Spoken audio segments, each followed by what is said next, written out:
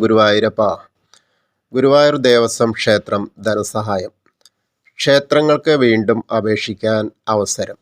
ഹൈന്ദവ ക്ഷേത്രങ്ങളുടെ ജീർണോദ്ധാരണത്തിനും വേദപാഠശാലകൾക്കും ഗുരുവായൂർ ദേവസ്വം നൽകി വരുന്ന ധനസഹായത്തിന് വീണ്ടും അപേക്ഷിക്കാൻ അവസരം.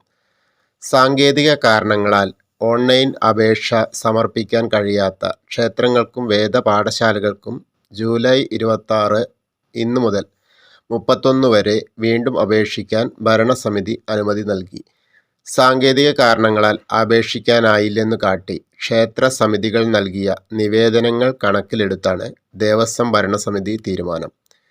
26 രാവിലെ 10:30 മുതൽ അപേക്ഷ സമർപ്പിക്കാം.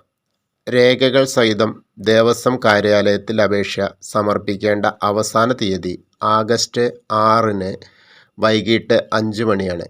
ധനസഹായത്തിനായി ഓൺലൈൻ അപേക്ഷിച്ചവർ ഇനി അപേക്ഷിക്കേണ്ട. അതിൽ വല്ല തെറ്റും വന്നവർ മാത്രമാണ്, അന്ന് സമർപ്പിക്കാതിരുന്നവരും ആണ് പുതിയതായി അപേക്ഷ സമർപ്പിക്കേണ്ടത്. ദേവസ്വത്തിൻ്റെ വെബ്സൈറ്റ് ഇന്ന് പ്രവർത്തനം ആരംഭിക്കും ഇതിൻ്റെ. അപ്പോൾ പറ്റാവുന്നവരെല്ലാവരും അപേക്ഷിക്കുക. ക്ഷേത്രങ്ങൾക്ക് കിട്ടാവുന്ന തുകയാണ്.